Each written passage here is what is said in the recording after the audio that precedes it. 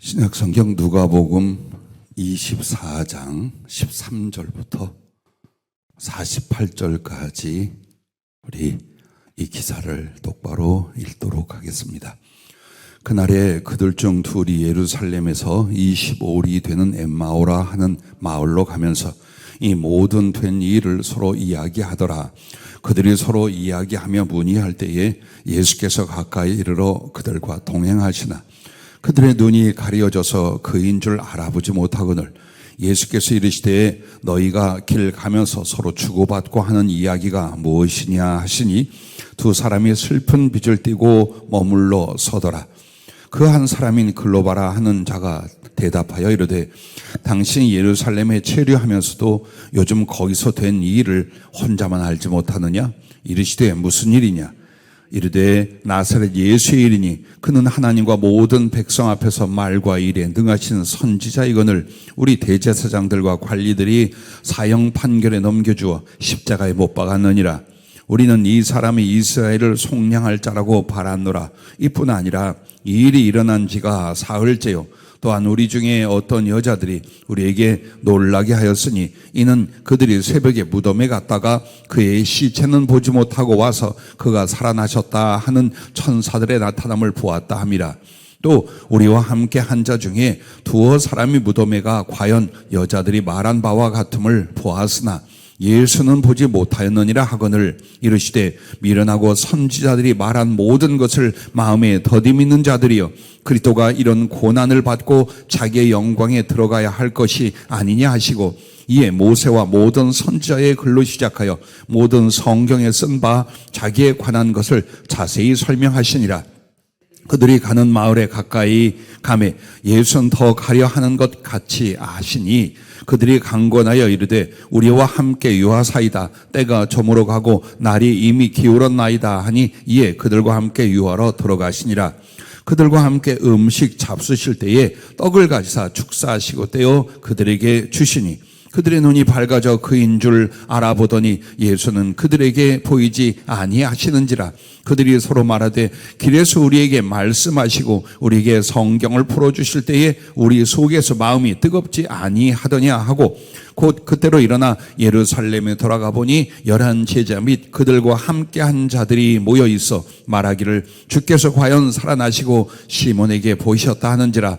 두 사람도 길에서 된 일과 예수께서 떡을 떼심으로 자기들에게 알려주신 것을 말하더라. 이 말을 할 때에 예수께서 친히 그들 가운데 서서 이르시되 너희에게 평강이 있을지어다 하시니 그들이 놀라고 무서워하여 그 보는 것을 영으로 생각하는지라. 예수께서 이르시되 어찌하여 두려워하며 어찌하여 마음에 의심이 일어나느냐. 내 손과 발을 보고 나인 줄 알라. 또 나를 만져보라. 영은 살과 뼈가 없을 때 너희는 보는 바와 같이 나는 있느니라. 이 말씀을 하시고 손과 발을 보이시나 그들이 너무 기쁨으로 아직도 믿지 못하고 놀랍게 여길 때에 이르시되 여기 무슨 먹을 것이 있느냐 하시니 이에 구운 생선 한 토막을 드리니 받으사 그 앞에서 잡수시더라. 또 이르시되 내가 너희와 함께 있을 때에 너희에게 말한 바 곧 모세의 율법과 선지자의 글과 시편에 나를 가리켜 기록된 모든 것이 이루어져야 하리라 한 말이 이것이라 하시고 이에 그들의 마음을 열어 성경을 깨닫게 하시고 또 이르시되 이같이 그리스도가 고난을 받고 제3일에 죽은 자 가운데 살아날 것과 또 그의 이름으로 죄사함을 받게 하는 회개가 예루살렘에서 시작하여 모든 족속에 전파될 것이니 기록되었으니 너희는 이 모든 일의 증인이라. 아멘. 주님 부활 이후의 말씀을 계속 함께 나눕니다. 아마 주일도 그렇게 주실 것 같습니다. 오늘 말씀을 바라봐라, 말씀을 바라보라 라는 제목으로 이 본문을 택하여 주셨는데 자, 주님이 부활하신 뒤에 우리는 그가 무슨 일을 어떻게 하시며 40여일을 지내셨는가를 굉장히 궁금해 하십니다. 그런데 성경에는 10번이 나오고 사도 바울이 다메섹 도상에서 만난 것까지 하자면 11번 정도의 기록이 나옵니다. 그런데 항상 주님은 그때에 다른 기적보다도 말씀으로 주님이 어떻게 고난받고 부활하실 것인가 그걸 일깨워 주시는 장면들 그리고 이후에 어떻게 이 부활을 목격하고 그 은혜에 참여하는 하나님의 사람들과 그리스도의 제자들이 사명으로 어떻게 살아가야 될 것인가, 이 두 가지 말씀에 집중을 하고 계십니다. 그런데 오늘 이 본문은 엠마오로 가는 두 제자, 글로바라 하는 사람이 하나 나왔고, 두 제자가 주님을 만난 뒤에 여러 제자들을 찾아왔습니다. 그리고 주님이 거기 다시 나타난 두 번의 나타나심을 한꺼번에 우리가 보았고 읽었습니다. 근데 여기서 보면 첫째로 두려움과 의심과 혼돈은 말씀을 바라보지 않기 때문이다라는 것을 가르쳐 줍니다. 이것은 그때 주님의 제자들을 비롯하여 오늘 우리들도 마찬가지라는 겁니다. 우리는 예수를 바라보자 혹은 하나님을 앙망하다라고 말합니다. 그런데 우리의 육신의 눈으로는 바라보이는 것이 현실뿐입니다. 물질 세계뿐입니다. 이 세상뿐입니다. 그러므로 우리가 하나님을 바라본다, 주님을 앙모한다, 이 모든 말들은 단 한마디입니다. 말씀을 바라보는 것이었습니다. 그런데 여러분과 내가 인생을 살면서 여기 제자들처럼 두려움이 와요. 혹은 진리와 하나님의 약속에 대해서 의심이 와요. 그리고 무엇을 어떻게 될지 모르는 혼란과 혼돈이 옵니다. 그것은 다 하나랍니다. 말씀을 바라보지 않기 때문에 헛것이 보이고 헛것이 들리고 헛것이 들어오기 시작하는 거예요. 그래서 부활하신 주님은 제자들에게 제일 먼저 많이 힘을 쓰신 게 뭐냐면 말씀을 바라보게 하는 거예요. 즉 주님의 부활의 형상도 중요하지만 이 부활의 형상 자체가 주신 말씀의 성취라는 사실. 그래서 모든 하나님의 사람과 주의 제자들이 말씀으로 돌아가고 말씀에 귀를 기울이며 그 말씀을 주님 바라보듯 바라보게 하려는 것이었습니다. 자, 누가복음 24장 13절부터 27절까지 엠마오로 가던 이 두 제자들에게 보면은 그들에게 어떤 일이 있습니까? 17절에 이렇게 말합니다. 두 사람이 슬픈 빛을 띠고 머물러 서더라. 자, 예수님을 보았는데 16절에는 눈이 가려져서 그인 줄 알아보지 못하거늘.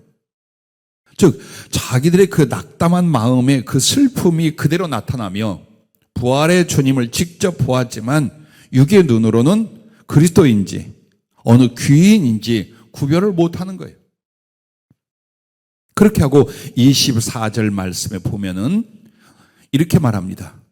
또 우리와 함께 한 자 중에 두어 사람이 무덤에 가 과연 여자들이 말한 바와 같음을 보았으나, 즉 빈 무덤에 개켜놓은 세마포와 수건 등등, 그리고 여인들이 주님을 만났다 혹은 천사를 만났다 말을 전해줬을 거 아니에요. 그런데 보았으나 예수는 보지 못하였느니라. 그들 마음속에 그 간증이나 증언에 대해서 철저히 부정적이고 의심을 하고 있어요. 자, 이런 모습들이에요. 그렇기 때문에 주님의 제자들 앞에 주님이 나타났을 때도 그들이 놀라고 무서워하여 그 보는 것을 영으로 생각하는지라. 그래서 주님이 38절에 보면 어찌하여 두려워하며 어찌하여 마음에 의심이 일어나느냐. 도리어 부활의 주님을 보고 의심이 일어나게 됩니다. 41절에 보면 더 기가 막힌 말씀을 합니다. 이 말씀을 하시고 손과 발을 보이시나 41절에 그들이 너무 기쁨으로 아직도 믿지 못하고. 이게 무슨 말입니까? 너무 기쁜데 못 믿는데요. 즉 어떤 체험을 하고 무엇을 보고 어떤 것을 경험한다 할지라도 하나님 말씀에 귀 기울이고 말씀을 바라보지 못한다면 믿음이 하나님과의 합당한 관계가 형성이 될 수 없다는 걸 말해주고 있습니다. 자, 이 두 사건을 하나로 합쳐서 주님이 오늘 우리에게 뭘 보여줍니까? 첫째, 환경이나 상황이나 사람을 보면 염려와 낙심이 온다라는 겁니다. 우리는 믿음의 사람이며 소망의 사람들입니다. 하나님이 무엇을 어떻게 하여 주시는 그 은혜들을 구하며 믿고 나아갑니다. 그런데 그렇게 소망을 가지고 있는데 뭘 바라보냐?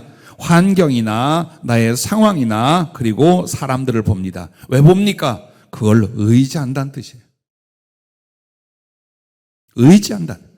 하나님만을 의지하는 게 아니라 물질이나 환경이나 사람이나 이런 따위들을 의지하면 그럼 우리에게 믿음의 열매를 가져다 주고 소망의 결과를 가져다 주나요? 아니라 염려와 낙심이 오게 되어 있습니다.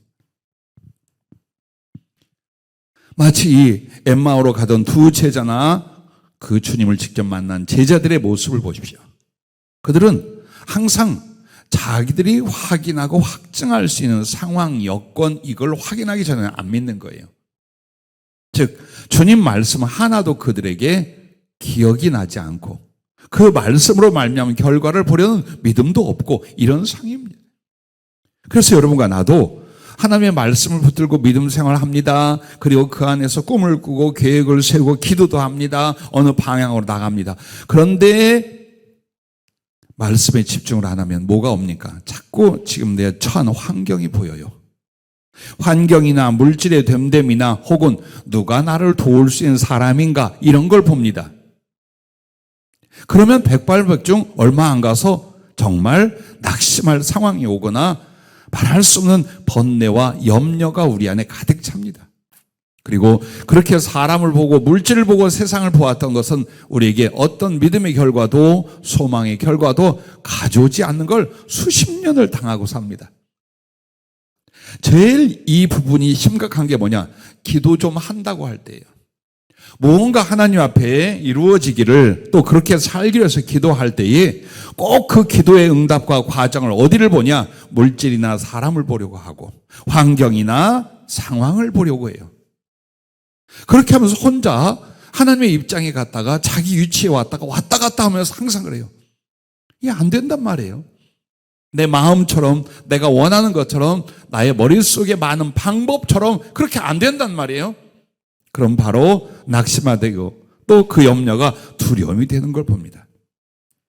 자, 또 한 가지는 주님과 그 역사를 스스로 판단하려 하면 혼돈과 의심이 온다라는 겁니다. 즉 우리 주님과 그 주님의 행하신 일이나 섭리를 내 생각과 내 판단으로 판단해 보려고 합니다. 그러면 정말 하나님의 마음, 하나님의 행하심, 하나님의 계획을 우리가 알 수 있을까요? 오히려 혼돈과 의심에 빠지게 되는 것입니다. 가룟 유다가 정말 예수님께 한 조각의 믿음도 없었을까요? 있었어요. 그러니까 3년 이상을 제자로 따라다녔죠. 그런데 그는 항상 주님에 대해서 어때요? 그 주님과 주님의 섭리, 역사 등등을 자기 머리로 계산하고 자기 머리로 판단해 보려고 했어요. 그렇게 해서 주님까지 움직여 보려고 했어요. 자, 이게 믿음 없이 멸망에 이르게 되는 과정입니다. 오늘도 우리는 철저히 하나님을 의존하고 하나님께 순복하여 따라가는 것 같은데 자세히 보십시오. 하나님을 조정하려고 합니다. 기도하는 것 가지고 서원하는 것 가지고 어느 충성의 약속 가지고 내 마음과 내 뜻과 내 기간 안에 하나님이 어떻게 하기를 바랍니다. 과연 그분이 어떤 분이시며 지금 나를 중심으로 해서 무엇으로 역사하고 어떻게 섭리하고 계신가를 당신을 통해 알아야 되는데 자꾸만 내가 판단하려고 하는 거예요. 기도하면서 여러분은 응답을 뭘로 생각합니까? 내가 원하는 것을 내가 원하는 때까지 주는 것, 이게 하나님의 섭리요, 하나님의 역사요, 응답이라고 생각을 하는 거예요. 그렇지요? 100% 그렇게 생각하죠. 그런데 내가 원하는 것을 내가 원하는 때에 원하는 방법으로 이루어지게 하시더냐? 행여 밤하늘에 유성이 떨어지듯 일어날 때가 있어요. 그러나 대부분 보면 낙심하고 좌절, 기도하면서 낙심하고 좌절하는 거예요. 왜? 내가 원하는 것을 내가 원하는 방법으로 내가 원하는 때에 안 해주시더라 이 말이에요. 그게 어디에서 일어난 일입니까? 주님과 그 역사를 스스로 판단하려고 하는 거예요. 그럼 어찌해야 됩니까? 주님이 말씀하는 걸 들어야 되는 거예요. 그분이 어떤 분이며 나를 위해 뭘 하시며 혹은 나의 기도나 꿈에 대해서는 뭐라 하시는가를 들어야 됩니다. 전지전능하신 분하고 한갓 한 줌의 흙에 불과한 우리들이 어찌 머리를 같이 할 수 있다고 생각합니까? 판단이나 지혜를 같이 할 수 있다고 생각합니까? 그것부터가 무너질 일이에요. 그래서 여러분은 믿음으로 사세요. 기도하며 사세요. 혹은 주 뜻 안에서 충성하며 사세요. 그러나 그 주님과 주님의 섭리와 역사 등등을 내가 머리를 헤아려 판단하려고 하지 마세요. 아브라함이 낭패를 하는 장면이 창세기 15장부터 시작이 됩니다. 자, 16장에 보면 하갈을 얻어서 이스마엘을 낳아요. 근데 이게 정말 아픔과 불행, 아주 집안 대대로 역사상 불행을 불러옵니다. 왜 그러냐? 15장에 보면 아브라함에게 하나님 나타났을 때에 그 소원을 뭐라고 말하냐면 나는 다메섹 사람 엘리에셀을 후계자로 놔두면 되겠지요. 즉 주님이 나의 씨로 말미암아 그 구속의 역사 혹은 많은 민족의 아버지가 되게 하겠다는 이 말씀을 누누이 하셔요.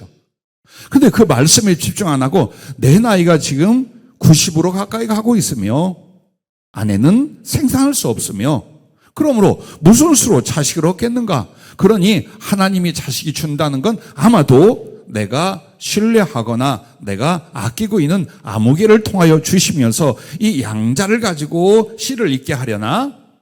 이게 믿음이 된 거. 즉 자기가 판단하고 있어요. 내가 보기에는 나도 안 되고 아내도 안 돼. 자식을 얻을 수가 없어요. 근데 저분은 맨날 자식을 주신대. 그러다 보니까 어때? 인간적인 판단, 사람을 의지함, 상황과 환경과 처지를 살핌 이렇게 하고 있는 거예요. 자, 우리의 기도 생활 혹은 우리의 사역, 우리의 신앙생활 자체가 이런 모습이 아닌 걸 잘 보셔야 돼요. 이걸 잘 봐야 돼요. 그렇게 해서 결국에는 그 의식을 가지고 자기 아내가 권하니까 하갈을 아내로 맞아들여요. 그리고 거기서 이스마엘을 낳게 돼요. 이것이 하나님의 방법인가? 왜? 환경적으로 처지, 여건, 인간 모든 조건이 이건 돼, 이건 돼. 이건 생각한 것이 돼. 아니라 그 말이에요. 아니라 그 말이에요. 우리들의 삶에 그리고 우리의 신앙에서 돌아보아야 될 부분입니다. 왜 기쁨이 없을까? 왜 믿음과 소망에 벅찬 설렘이 없을까? 왜 하나님을 알고 그분과 마음을 함께하는 동행이 잘 안 될까? 앞서고 있거나 자기가 판단하거나 자기 생각하거나 세상적이고 육신적이고 물질적인 걸 의지하거나 이쪽으로 버무려 놓는 거란 말이에요.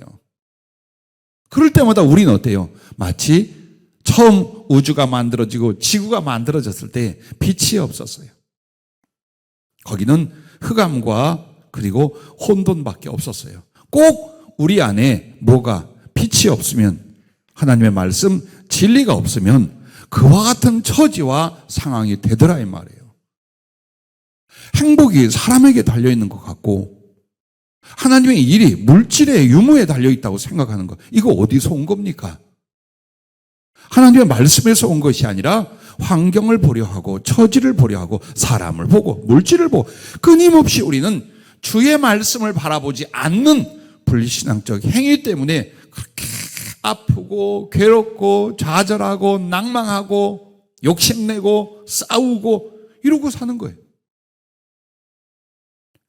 그래서 오늘 여러분과 내가 주님께서 이 말씀들을 주시면요, 이제 두 번째로 넘어가면 그럴 때 오심과 고난과 죽으심과 부활은 말씀의 성취였다라는 거예요.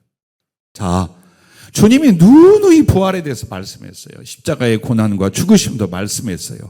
그런데 어쩌면 주님의 제자들은 주님의 고난 받으시고 체포될 때부터 깡그리 다 잊어버립니다. 더더군다나 주님이 죽으시고 부활했다는 말에 대해서 아무도 그라면 그렇지라고 말하지 않는 거예요. 오히려 가서 문을 잠그고 숨어버렸어요. 그렇게 뜨겁던 믿음도 주님에 대한 사랑의 열정도 그리고 거룩한 포부와 희망도 다 없어지고 가서 숨어버렸어요. 그 이유가 무엇입니까?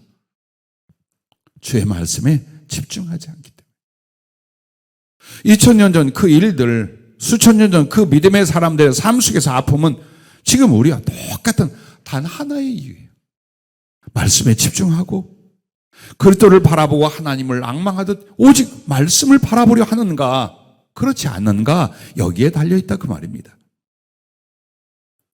25절부터 27절, 누가복음 24장 25절부터 27절까지 보면 미련하고 선지자들이 말한 모든 것을 마음에 더디 믿는 자들이요, 그리스도가 이런 고난을 받고 자기의 영광에 들어가야 할 것이 아니냐 하시고, 이에 모세와 모든 선지자의 글로 시작하여 모든 성경에 쓴 바 자기에 관한 것을 자세히 설명하시니라. 즉 그 두 제자를 무엇이에요?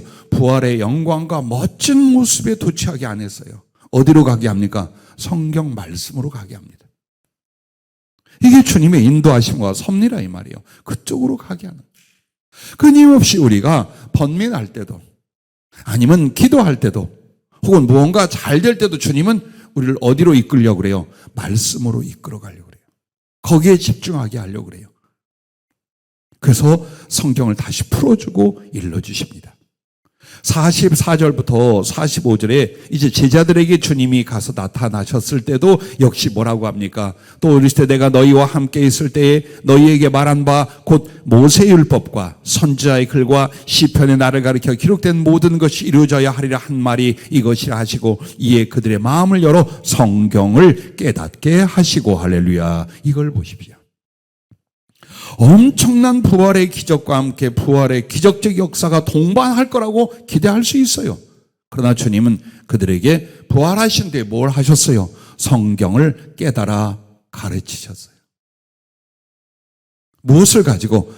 그 미리 말씀한 내용의 성취를 가지고 너희에게도 이와 같을 것이라는 확신 속에 다시 성경 말씀과 그 거룩한 말씀의 예언으로 돌아가게 만들어 놓고 계신 것입니다. 자, 주님 말한 모세오경에 보면은 직접적인 부활보다는 부활을 알 수 있는 것들이 있어요. 그 중에 여러분과 내가 기억해야 될 게 뭐냐면 창세기 2장 21절에서 24절 말씀을 보면은 여러분 거기에 뭐가 나오냐? 바로 아담 통해서 하와를 만들 때 장면이 나와요. 그런데 어떻게 합니까? 잘 기억하시죠? 아담을 깊이 잠들게 하시매, 그리고 갈빗대를 취하여 하와를 만들었어요. 자, 이제 아담이 잠이 깼어요. 그 깊은 잠에서 깼어요. 그리고 자기의 배필, 자기의 사랑할 사람이 곁에 있는 거예요. 그것도 내 살과 뼈와 피로 만들어져요. 그래서 그 하와를 보면서 내 뼈 중에 뼈가 살 중에 살이로다. 이게 고리타본에서 연애의 편지는 안 쓸 거예요 아마. 근데 최초의 그 사랑 고백을 그렇게 했어요. 자, 그런데 그것을 뭐라고 말하느냐? 이 말씀에 대하여 여러분 사도 바울은 에베소를 통해 무엇을 말합니까? 부부가 한 몸이 되어서 나누지 말지니 이것은 바로 그리스도와 교회의 비밀이라고 말합니다. 자, 이 말에서 아담은 예수님을 가리키는 거예요. 상징하는 거예요. 하와는 교회를 가리키는 거예요. 근데 바로 그 하와가 어떻게 존재를 했느냐, 어떻게 창조 생성됐느냐? 아담이 깊이 잠들므로 말미암아. 즉 그리스도가 자기의 생명, 살과 피를 내어주시게 하여 고난받고 십자가에 죽으신 지 사흘이 지난 뒤에 부활하신 것처럼 아담은 바로 오실 자 예수님에 대한 상징입니다.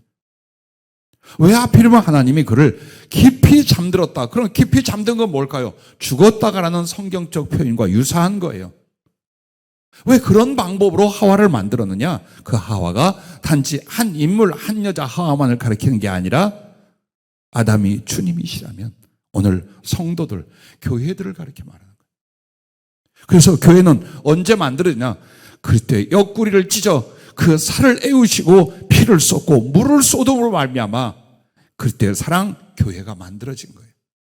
그래서 주님의 죽으심과 부활을 상징하는 것이 아담이 깊이 잠들었다가 하와를 만들고 다시 살아나 깊은 사랑 속에 들어간 것이 이제 주님의 부활과 교회, 성도의 부활로 말미암아 영원히 한 몸, 한 사랑을 이루는, 이게 바로 창조에서부터 어디까지? 구속의 완성까지의 역사를 한마디로 말하는 거예요. 그래서 보면은 창세기부터 시작을 해요. 뭘? 주님의 고난과 죽으심 등을, 그리고 그의 부활도 우리에게 말씀해 주고 있었던 것입니다. 그리고 무엇보다도 마태복음 12장 38절부터 보면은 무슨 이야기가 나옵니까? 그때의 서기관과 바리새인 중 몇 사람이 말하되 선생님여 우리에게 표적 보여주실 원하이다. 예수께서 대답하여 이르시되 악하고 음란한 세대가 표적을 구하나 선지자 요나의 표적밖에는 보일 표적이 없느니라. 요나가 밤낮 사흘 동안 큰 물고기 뱃속에 있었던 것 같이 인자도 밤낮 사흘 동안 땅속에 있으리라. 이 말씀을 하면서 주님이 악하고 음란한 세대가 표적을 구하나 이것은 하나님의 진리에 서지 못하며 육신적이고 정욕적이고 세상 사람들이 자기들 눈으로 손으로 확인할 걸 찾는다 이 말이에요. 무엇에서? 신앙생활에서. 그러면 진실한 믿음의 사람은 뭘 찾아요? 진리를 찾는다 그 말이에요. 하나님의 말씀을 찾는다 그 말이에요. 그래서 내가 너희들에게 보여줄 표적이라는 건 요나의 표적밖에 없다. 너희들을 인하여 나를 죽일 것이다. 그러나 3일 뒤에 물고기 밖으로 나와 니느에 가서 복음을 전파하여 수십만 명을 회개시킨 것처럼 바로 내가 너희들의 손에 의하여 죽임 당한 뒤에 사흘 만에 부활할 것이다. 그리고 많은 사람들이 회개하여 주님께로 돌아오게 할 것이다. 그것을 말을 해요. 그래서 요나 자체도 사실은 요나의 실제적인 사역이었지만 그 물고기 속에 있던 3일 이걸 가리켜 주님이 죽으시고 부활할 기간으로 혹은 부활로 표현하고 있는 거예요. 그리고 시편을 인용하는데 다윗이 거룩한 선지자 영을 받은 사람이에요. 그래서 자기 일이나 자기의 경험 안에서 그리스도를 보게 되고 그에 관한 예언들을 하는데 그것을 베드로가 잘 인용을 하죠. 사도행전 2장 24절부터 37절 말씀에 보면은 이렇게 말합니다. 하나님께서 그를 사망의 고통에서 풀어 살리셨으니 이는 그가 사망에 매여 있을 수 없습니다. 다윗이 그를 가리켜 시편 16편 8절부터 인용입니다. 내가 항상 내 앞에 계신 줄을 배웠으며 나로 요동하지 않게 하기 위하여 그가 내 우편에 계시도다. 그러므로 내 마음이 기뻐하였고 내 혀도 즐거워하였으며 내 육체도 희망에 거하리니 이는 내 영혼을 음부에 버리지 아니하시며 주의 거룩한 자로 썩음을 당하지 않게 하실 것이미로다. 주께서 생명의 길을 내게 보이셨으니 주 앞에서 내게 기쁨이 충만하게 하시리다 하였으므로. 자, 이 말은 다윗의 심정이지만 그리스도를 대신하여 아버지 하나님을 향하여 고백하는 그 내용으로 표현을 한 거예요. 즉 주님이 어떤 죽임을 당한다 할지라도 부활하실 것에 대해서 이미 다윗을 통해 시편을 통해 말했다라는 걸 여기 표현하고 있습니다. 그리고 또한 시편 110편 1절을 사용했는데 34절 사도행전 2장 34절에 보면 다윗은 하늘에 올라가지 못하였으나 친히 말하여 이르되 주께서 내 주에게 말씀하시기를 내가 네 원수로 네 발등상이 되게 하기까지 너는 내 우편에 앉아 있으라 하셨도다 하였으니 그런즉 이스라엘 온 집은 확실히 알지니 너희가 십자가에 못 박은 이 예수를 하나님의 주와 그리스도가 되게 하셨느니라. 자, 이렇게 말하면서 성경 곳곳 전체에 예수님의 죽으심과 부활에 관해서 말씀을 하고 있다. 그리고 주님도 어떻게 해요? 참 제자들하고 직접 있으며 마태복음 16장 21절, 17장 22절 계속해서 말합니다. 내가 고난을 받고 죽을 거야. 그러나 사흘 뒤에 살아날 거야. 그 말씀을 계속했습니다. 그런데 이 모든 성경 말씀과 주님이 직접 하신 말씀이 제자들의 머릿속에 가슴속에 깡그리 사라진 거예요. 왜? 너무나 상황이 어려웠어요. 너무나 환경이 위태로웠어요. 너무나 충격적이 어려운 그런 일들 앞에 있었어요. 그러면서 그들에게 보이는 건 사람, 상황, 처지 이것뿐이었어요. 우리와 똑같아요. 우리가 믿음이 있다면 무엇입니까? 육신이 달라졌습니까? 신령한 엄청난 능력과 지혜를 갖습니까? 도대체 우리가 믿음이 없던 때와 믿음이 없던 사람들과 다른 게 무엇입니까? 말씀을 믿어 붙들 수 있다는 거예요. 그것 하나입니다. 그런데 실제로 이것이 내 영과 삶 속에는 적용되고 실천되지 않는다면 계속해서 우왕좌왕 방황할 뿐이요. 낙심하고 좌절하고 두려워하고 염려할 뿐이요. 그 길이, 그 삶이 좌로나 우로나 치우치다 말 뿐입니다. 그래서 오늘 부활의 주님은 말씀을 바라보라고 오늘 이 부활에 관해서도 뭘 봅니까? 그 부활을 약속하시고 확증하신 말씀으로 제자들을 돌아서게 만듭니다. 그러면 부활의 주님이 직접 나타났으면 됐잖아요. 근데 왜 주님은 계속해서 제자들을 성경을 풀어 일러 가르치시고 말씀을 바라보게 했을까요? 자기들 눈앞에 보이고 함께 음식을 취하여 드시던 몸을 만질 수 있는 주님은 이제 곧 떠날 거예요. 그들에게는 다시 이 물질적 세계와 환경과 사람과 상황밖에 남지 않을 거예요. 그때도 그들에게 변하지 않는 주님의 형상과 능력과 믿음 줄 수 있는 진실이 있으니 말씀이었더라 그 말이에요. 그걸 가르치시는 거예요. 지금은 기적 중이에요. 주님이 부활해서 우리 곁에 있어. 두려울 게 뭐가 있어요? 아쉬울 게 뭐가 있겠어요? 너무나 신나고 기뻐요. 그런데 그 주님은 40일 뒤에 승천하실 거예요. 성령을 보낸다 하지만 성령은 형상이 없어요. 나타나시지 않아요. 우리 속에서 역사하시는데 무엇을 가지고 주님의 말씀을 가르치고 생각나고 장래일을 말씀해 주실 때 주님과 아버지의 것을 가지고 가르치는 진리의 영이래요. 자, 그러므로 예수님께서 부활하신 뒤에 제자들에게 직접적으로 가장 강조하고 집중케 하신 것이 말씀이었던 거예요.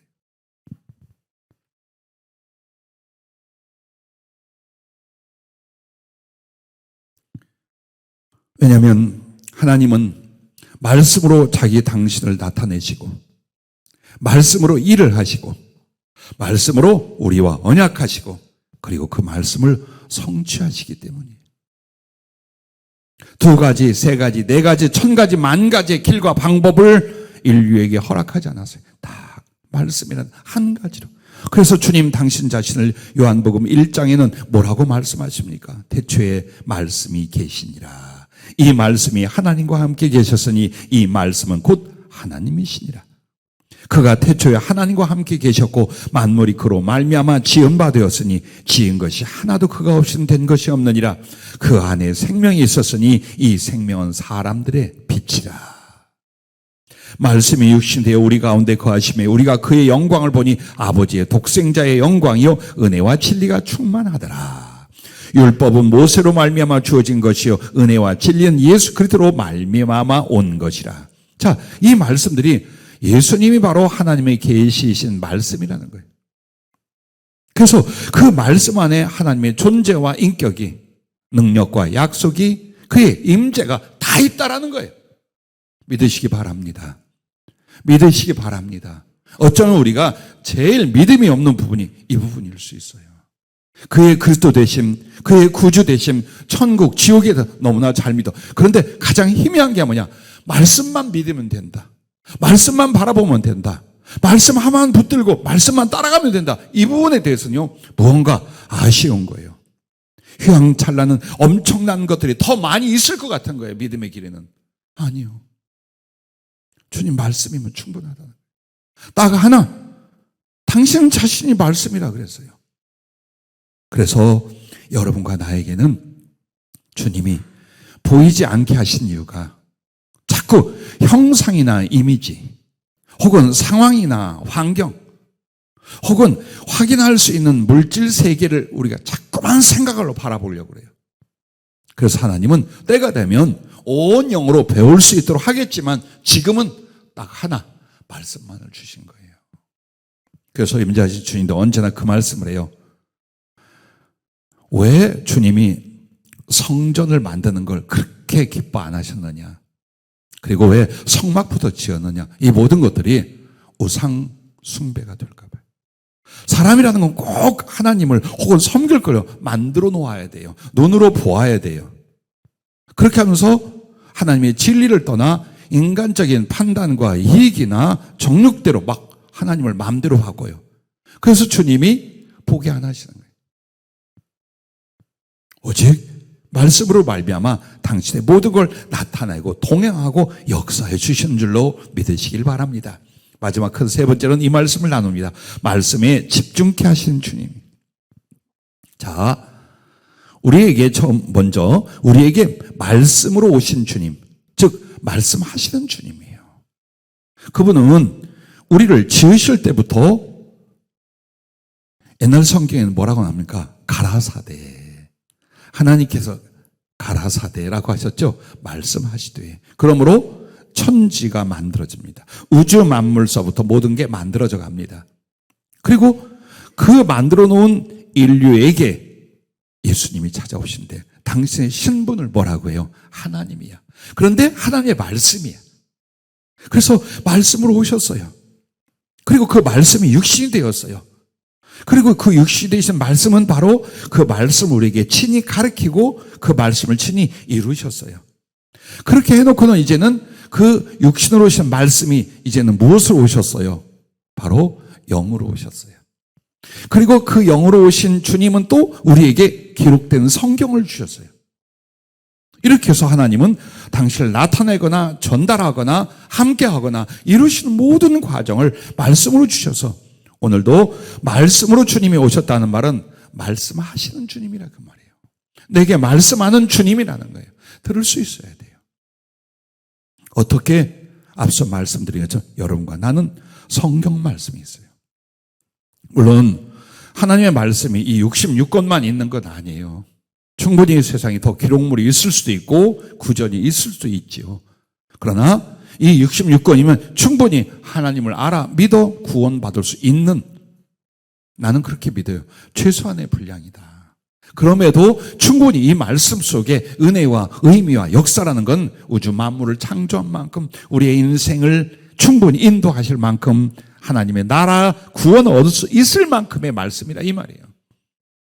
그래서 문자적으로는 66권 한 권이지만 그러나 그 단어와 사건과 역사와 그 내용들이 이렇게 적용하고 저렇게 작용하면서 어때요? 모든 인류의 시작과 마침까지 한 개인의 출생과 마지막까지 충분히 하나님이 말씀하고 나타내고 가르치고 이끌 수 있는 분량이 성경 66권입니다. 그러므로 우리가 참으로 회개해야 될 것과 이상하게 여겨야 될 게 뭐냐? 성경을 가까이 안 한다는 거예요. 자꾸만 다른 쪽에 힘을 씁니다. 내가 살아보려고, 내가 이뤄보려고, 내가 해결해 보려고 몸부림을 치되 그 말씀을 가까이 안 한단 말입니다. 이게 회개할 부분이며 이상한 부분인 거예요. 왜? 하나님은 말씀으로 다 오셨어. 말씀으로 다 하실 수 있어. 말씀으로 교통할 수 있고 말씀으로 이룰 수 있어. 그런데 그 말씀에 빠지려 하기보다는 오늘 나의 몸과 힘을 가지고 내가 내 인생을 개척하며 원하는 걸 이루려 하며 심지어는 신앙과 사명까지도 내 힘으로 이루어보려고 하는 거예요. 그래서 우리의 갈등과 실패와 번뇌가 여기서 지금 일어나고 있다라는 걸 다시 한번 말씀을 합니다. 부디 성경 말씀을 사랑하시고 아끼시되 성경책 좀 새 걸로 갖고 다니지 마세요. 산지 10년이 넘고 15년이 넘었는데 손가락에 벨 만큼 새 거야. 얼마나 성경을 가까이 안 했으면. 그리고 너무나 거룩하게 여겼어요. 언더라인 글 하나 써놓은 게 없어.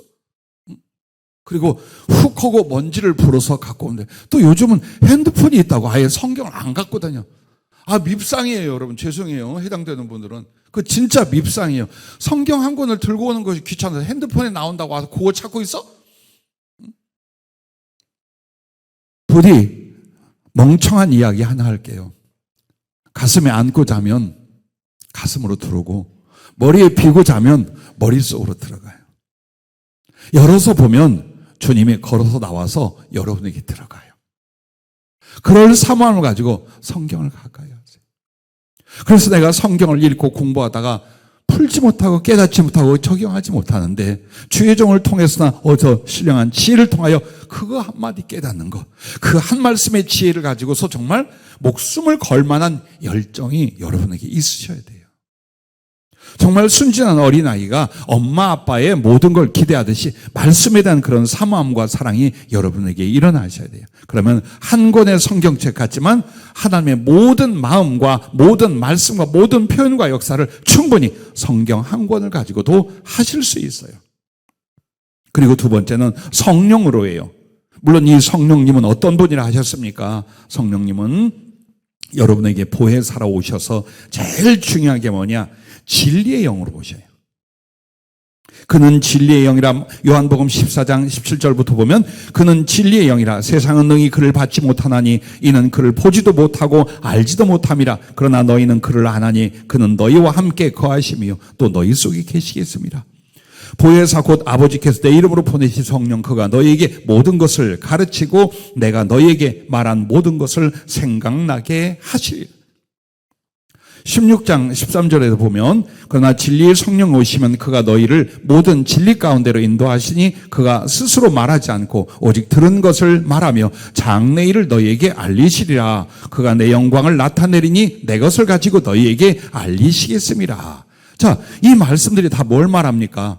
성령님은 어떤 영? 진리의 영, 말씀의 영이다 그 말이에요. 우리가 성령의 충만함과 은사를 구할 때도 실수하는 게 있어요. 그분이 진리의 영, 말씀의 영이라는 걸 까먹고 능력과 표적의 영으로 아는 거예요. 능력과 표적은 말씀을 위한 것이지 말씀을 제쳐놓고 능력과 표적을 위하여 성령이 오신 게 아니다라는 거예요. 성령 충만의 순서도 말씀 충만이 없는데 성령 충만이 올 것을 고대하고 있어요. 그래서 많은 주의종이나 하나님의 백성들이 성령 충만에 이르지를 못하는 거예요. 단기적인 부분적인 성령의 체험을 하되 충만 속에 못 들어가는 이유는 그분이 하실 일이 뭐냐, 내게 오셔서 충만하사 역사하실 게 뭐냐, 말씀을 가르치고 말씀을 깨닫고 말씀을 전한, 그래서 그 말씀을 전하게 하여 표적을 주는 것뿐이에요. 능력과 은사는 그래서 오는 거예요. 즉 한마디로 성령은 진리의 영, 말씀의 영이셨어요. 그런데 나는 말씀을 그렇게 사랑하지 않아. 말씀에 지식이 없고 말씀에 즐거움이 없어. 근데 성령을 구하는 거예요. 왜 구합니까? 능력을 위하여 구하는 거 아닙니까? 기적이 나타나고 표적이 나타나라고. 절대 그렇게 안 합니다. 그 기적도 그 표적도 말씀을 위한 것이에요. 말씀이 이루어지고 말씀에 대한 표적이에요. 그래서 여러분이 얼마나 성경을 사랑하고 그 말씀에 집중하며 성령을 구하느냐가 성령의 지혜와 성령의 실존적 강한 역사의 충만을 덧입게 되어 있어요. 이 과정을 그냥 넘어가시잖아요. 아주 일시적인 부분적인 성령의 은혜는 입되 소위 말하는 충만 속은 들어가지 않아요. 항상 성령은 이렇게 말해요. 성령과 지혜와 믿음이 충만한, 이렇게 말합니다. 그래서 반드시 기억해야 돼요. 부디 여러분, 성령님께서 말씀하시면 예언이고 아주 신비하고 신령한 이야기를 하고 그렇게 생각해요. 그렇지 않아요? 성령이시지 아닌지 분별부터가 여러분 말씀과 연결되어 있고 말씀 안에 있는가를 보아야 돼요. 그래서 여러분이 가지고 있는 그 믿음의 말씀, 지식의 말씀들을 풀어주고 적용해주는 역할, 혹은 그걸 가지고 더 널리 지혜를 모아서 가르쳐 주시는 역할을 하셔요. 그리고 그 말씀이 내 마음에 있도록 감화하시고 붙잡아 주시고 그 말씀을 지켜 이룰 수 있도록 힘을 주시고 그 말씀을 전할 때 기사와 표적과 권능도 같이 나타나게 하시더라. 할렐루야. 그것입니다. 그래서 오늘 주님의 제자들에게 주님 말씀할 때 제자들이 어땠어요? 눈이 열렸어요. 그리고 가슴 속에 뜨거운 그 무엇인가 다시 한번 주님에 대한 믿음과 소망, 사랑의 불이 타오르기 시작을 했어요. 뭘 했는데? 말씀을 풀어주셨어요. 그래서 그 상징으로 떡을 떼어 나눠주시면 뭡니까? 그게 말씀 주는 거, 말씀을 생명 양식으로 받아들이게 하는 주님의 퍼포먼스예요. 그래서 떡을 떼어 주실 때라는 말하고 말씀을 풀어 일러주실 때 말하고 같은 의미를 가지고 있는 거예요. 성령은 바로 그렇게 눈을 열어주시고 가슴을 뜨겁게 하고 말씀이 이루어지는 권능을 주시는데 그 성령은 어떤 영? 진리의 영, 말씀의 영이었더라. 그것을 죽는 날까지 여러분 잊어서는 아니 돼요. 그래서 여러분과 내가 예수님을 사랑한다, 예수님을 사모한다 할 때 제1번으로 어디로 가야 돼요? 성경 앞으로. 성령님을 모시고 의자여 성경 앞으로 가셔야 돼요. 그래서 그 성경 말씀을 배우고 깨우치고 적용하면서 주님에 대한 순종이, 주님에 대한 알미, 바로 주님에 대한 사랑이란 걸 여러분은 경험하기 시작할 거예요. 오묘한 감정도 있고요. 제가 고난주간이나 부활절까지 말씀드린 것처럼 그런 신비한 어떤 환상이나 영적 경험도 있을 수 있어요. 그러나 가장 중요한 결코 변찮고 없어지지 아니할 것은 하나님 말씀으로 말미암은 내 영혼의 새겨짐이에요. 그래서 성령께서 요한계시록 2장 11절에 보면 귀 있는 자는 성령이 교회에 하신 말씀을 들을지어다 그러잖아요. 그러면 나는 여러분에게 귀가 뭐냐? 하나님 말씀에 대한 순종의 의지예요. 주의 말씀을 사모하는 영이에요. 그게 들을 수 있는 귀예요. 그러면 성령은 자유자재로 인격적인 교제와 가르치는 지식과 풀어주는 지혜와 장래일을 말하시는 예언으로, 그리고 그것을 지켜 행할 때에 하나님은 정말 실제적으로 나타나고 권능으로 역사하시게 되기 시작하는 거예요. 이렇게 해서 여러분에게는 말씀이 있다라는 건 성경과 함께 성령님을 주신 일을 같이 말하는 거예요. 여기에 집중하라는 거예요. 만약 여러분과 내가 이 성령을 주셨고 성경 말씀을 주셨는데 그 말씀으로 말미암아 은혜를 얻고 주님과 함께 살아가지 못한다면 다른 걸로는 안 돼요. 끊임없이 실패, 낙심, 방황, 좌절, 고통, 그리고 결국 육신과 물질적으로 치우쳐버리는 우리의 영혼을 보게 돼요. 부디 부활까지 하신 주님이 다시 성경을 풀어 일러주셨더라. 다시 말씀을 보게 했더라. 오늘 우리에게 가장 답답하거나 열정적으로 해주시고자 하는 것이 그분이요. 말씀으로 더 깊게 들어가라. 그래서 큰 세 번째, 두 번째 말씀이 이겁니다. 말씀은 믿음을 준다라는 겁니다. 너무나 잘 아는 로마서 10장 17절 말씀. 믿음은 들음에서 나며 들음은 그리스도의 말씀으로 말미암았느니라. 그런데 여기서 중요한 건 이 믿음이 단지 신뢰를 말하느냐 이거예요. 믿어지더라 라는 신뢰를 말하겠느냐? 아니요. 주님과의 모든 관계를 말하는 거예요. 우리가 보통 믿음으로라고 하면 이걸 말합니다. 믿습니다는 내 마음의 신뢰를 생각해요. 그건 기본이에요. 성경에 말한 믿음이라는 건 그리스도의 모든 관계에 대한 총칭이에요. 그 인격과 삶에 대한 총칭이 믿음이에요. 근데 이걸 어디서 얻느냐? 말씀에서 얻더라. 성령으로 하시는 그 말씀, 성경을 통해 풀어주신 그 말씀들이 우리에게 믿음을 일으키고 믿음이 형성되게 만들더라. 그래서 예수 그리스도를 신뢰하고 예수 그리스도의 성품과 인격을 내가 배우게 되고 그리고 내가 품게 됩니다. 그리스도를 닮아가게 됩니다. 그리스도를 향한 나의 삶을 따라가기 시작합니다. 이 모든 것들이에요. 그래서 말씀으로 말미암아 믿음이 생겨지면 그 믿음에 바로 주님이 와 계시다는 것을 잊지 마시길 바랍니다. 에베소 4장 11절에 보면 그가 어떤 사람은 사도로 어떤 사람은 선지자로 어떤 사람은 복음 전환자로 어떤 사람은 목사와 교사로 삼으셨으니 이 말은 성경을 가리키는 말씀을 가리키는 직분이 이렇게 많다라는 거예요. 교회에다 왜 이렇게 많은 사람을 세우냐 그 이야기를 하시는 거예요.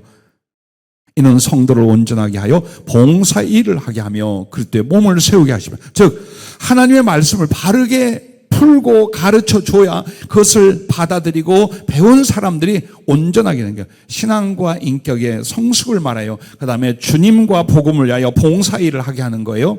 그렇게 해서 하나님의 몸이 진리 안에서 교회가 바르게 성장하는 거예요.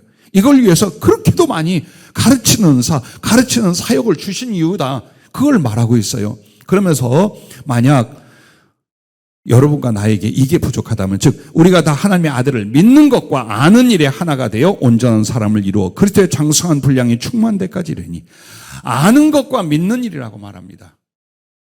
즉 내가 예수 그리스도에 관한 지식과 그 말씀을 아는 만큼 나는 믿음으로 살게 돼요.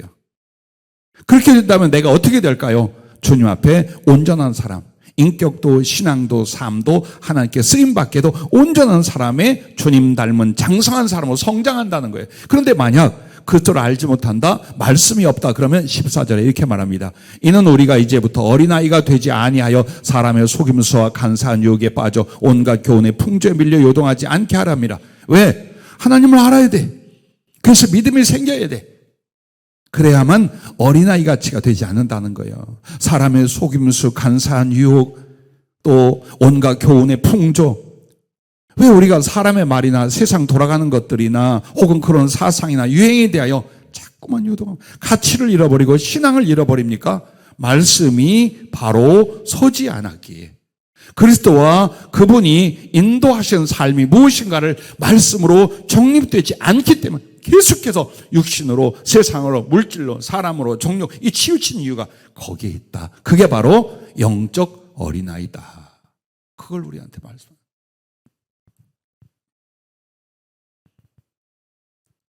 예수님의 형상을 이루어가다. 참 아름답고 멋진 말이지 않아요? 근데 그걸 누가 합니까?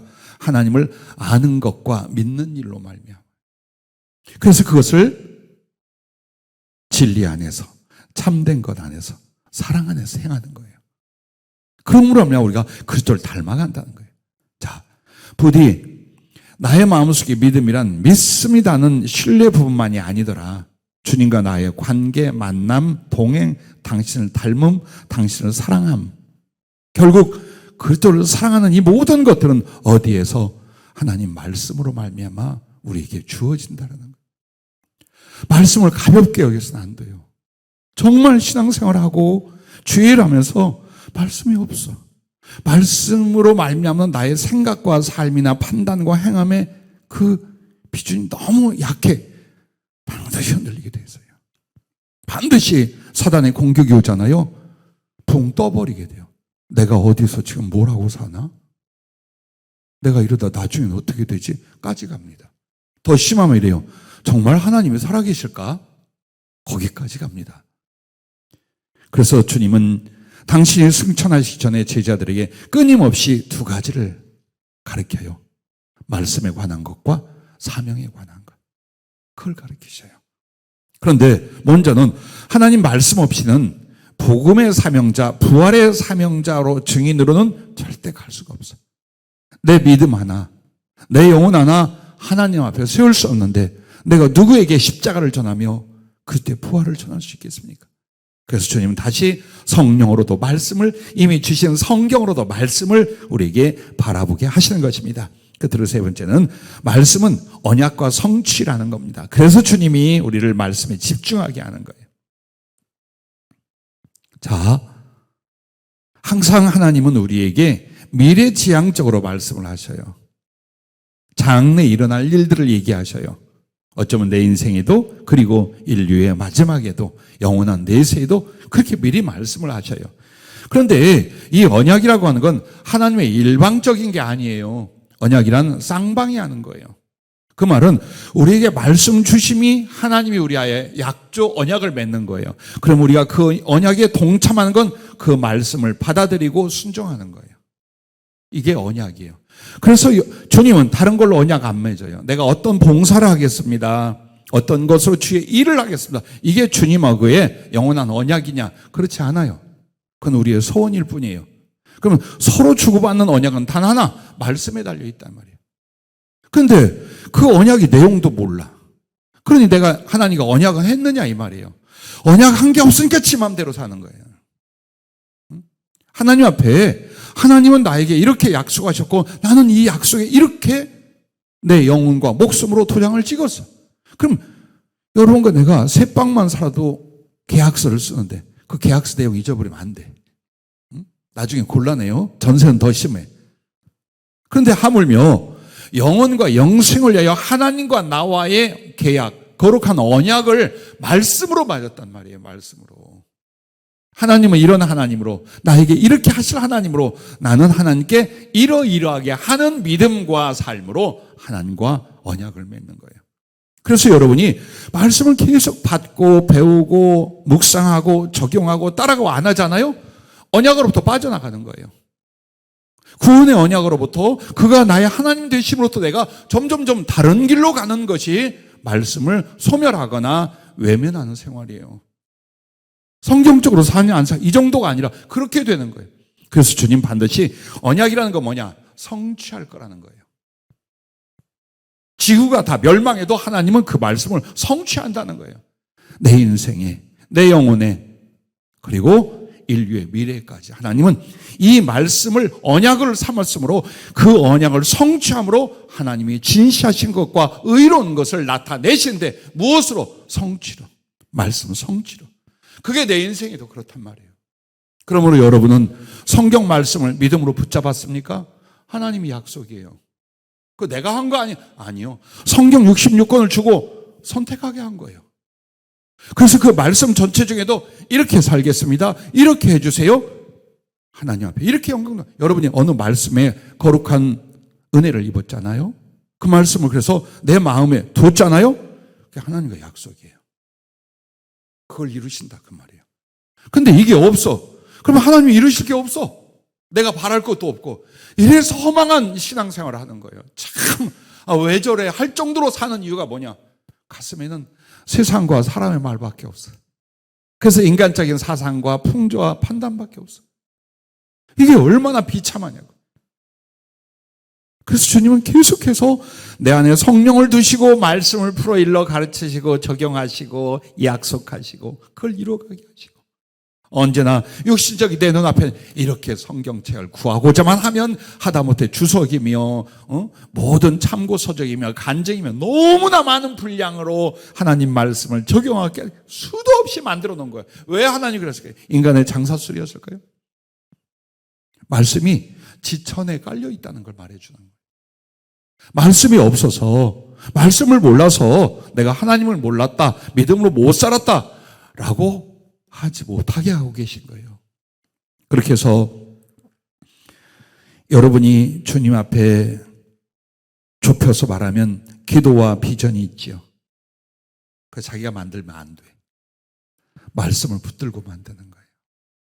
성령이 예언적으로 권능적으로 하셨던 성경을 읽다가 거기에 붉은 줄을 수없이 그으며 울면서 거기에 손을 얹고 머리를 들여박고 서원을 했던 똑같이 말씀에 대해요.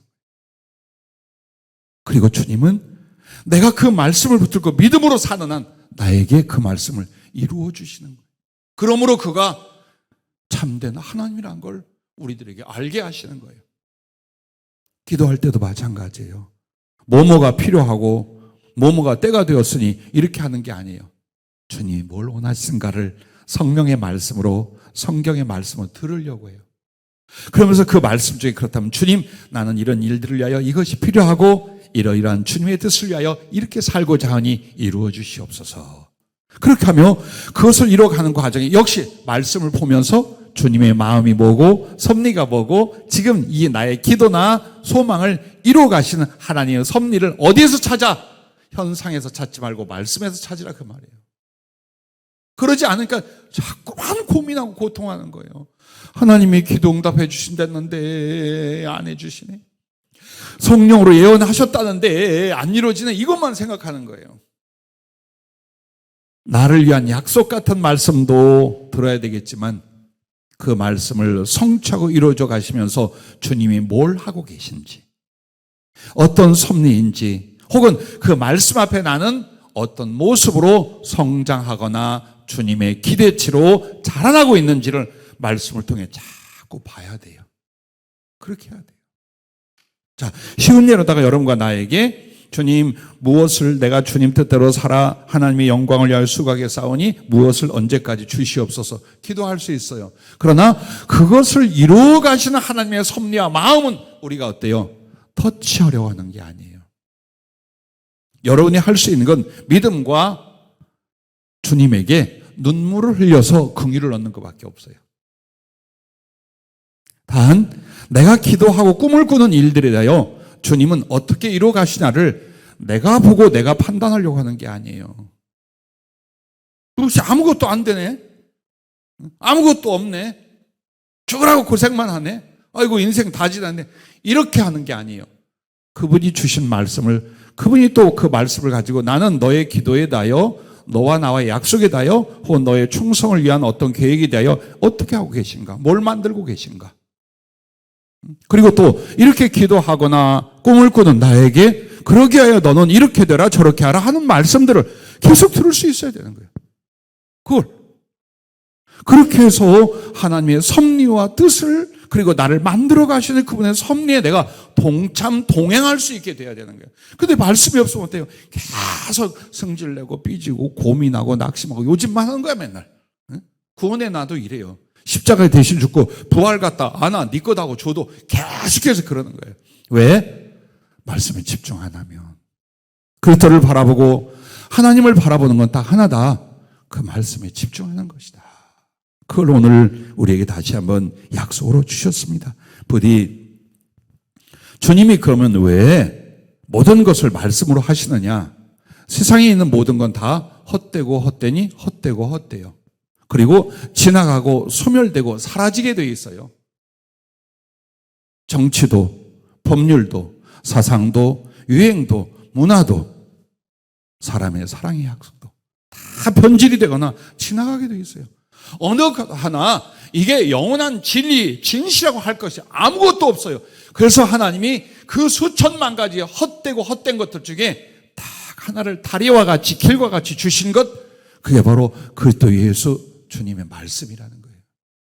그것이면 충분하다. 그래서 혼란과 아픔이 있으십니까? 아직은 두려움과 염려도 있습니까? 산다는 것과 하나님의 섭리 혹은 나의 기도와 하나님을 향한 충성의 꿈에 대하여 그분은 뭘 하실까? 여기에도 염려와 갈등이 있습니까? 말씀을 들으라. 성경을 자세히 연구하고 살피며 성령님의 도우심을 받아요. 그리고 그 성령님이 나에게 말씀할 수 있다면 여러분은 성령님께 물을 수도 있어요. 무엇을 가지고? 말씀을 가지고 물어요. 그러면 말씀을 풀어서 대답을 하셔요.